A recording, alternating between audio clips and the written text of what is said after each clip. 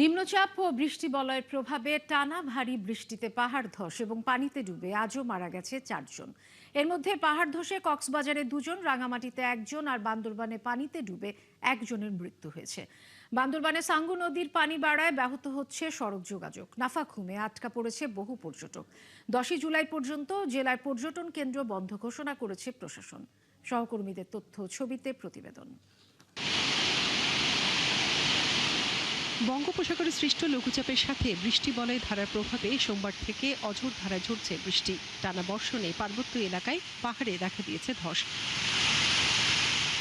মঙ্গলবার দুপুরে কক্সবাজারের দরিয়ার নগরের বড়ছড়া এলাকায় একটি বসতি ঘরের ওপর পাহাড় ধসে পড়ে। এতে গুরুতর আহত হন গৃহবধূ নাসিমা আক্তার, তার স্বামী, সন্তান সহ 4 জন। হাসপাতালে নেয়ার পর নাসিমাকে মৃত ঘোষণা করেন চিকিৎসক।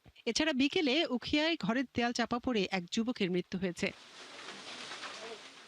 এর আগে রবিবার রাতে পাহাড় ধসে রোহিঙ্গা ক্যাম্পে 8 জন এবং কক্সবাজার সদর ও পেকুয়ায় 2 জনের মৃত্যু হয়। পাহাড়ি এলাকায় যারা বসবাস করে তাদেরকে সতর্ক করার জন্য মাইকিং, তারপরে স্বেচ্ছাসেবক, এখানে বিভিন্ন সংগঠন আছে, তাদের দিক থেকেও সচেতন করা হয়েছে। তাদেরকে অনুরোধ জানানো হয়েছে তারা যেন পাহাড় ছেড়ে নিরাপদ আশ্রয়ে চলে যায়।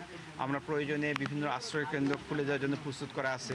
রাঙামাটির বাঘাইছড়ি পৌরসভায় লাইলাঘোনা এলাকায় পাহাড় ধসে মারা গেছেন লক্ষ্মীবিলাস চাকমা নামের 1 জন। জেলা প্রশাসন জানিয়েছে, টানা বৃষ্টিতে শহরের বিভিন্ন এলাকায় 100-রও বেশি ঝুঁকিপূর্ণ স্থান চিহ্নিত করা হয়েছে।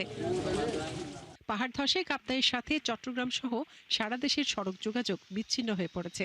এতে ভোগান্তিতে পড়েছেন স্থানীয়রা। খাগড়াছড়িতেও টানা বৃষ্টিতে উপচে পড়ছে নদী, ছড়া ও খালের পানি। বিভিন্ন এলাকায় পাহাড় ধসের শঙ্কা তৈরি হয়েছে।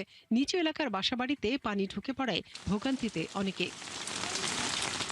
একটানা ভারী বর্ষণে বান্দরবানে সাঙ্গু নদীর পানি বেড়ে উপজেলা সদর থেকে তিন্দু ও রেমাক্রি ইউনিয়নের নৌ যোগাযোগ বিচ্ছিন্ন হয়ে পড়েছে। তবে দীর্ঘ সময় বিদ্যুৎ বিচ্ছিন্ন থাকার পর কিছুটা স্বাভাবিক হয়েছে। এদিকে পানিতে ডুবে এক শিশুর মৃত্যু হয়েছে। এছাড়া দুর্যোগপূর্ণ আবহাওয়ায় নাফাকুম জলপ্রপাতে বহু পর্যটক ও গাইড আটকা পড়েছে। আগামী 10 জুলাই পর্যন্ত সেখানে সব পর্যটন কেন্দ্র বন্ধ ঘোষণা করেছে জেলা প্রশাসন। এছাড়া লামা ও আলীকদমে পাহাড়ি ঢল এবং মাতামুহুরী নদীর পানি বেড়ে নিম্নাঞ্চল ডুবে গেছে।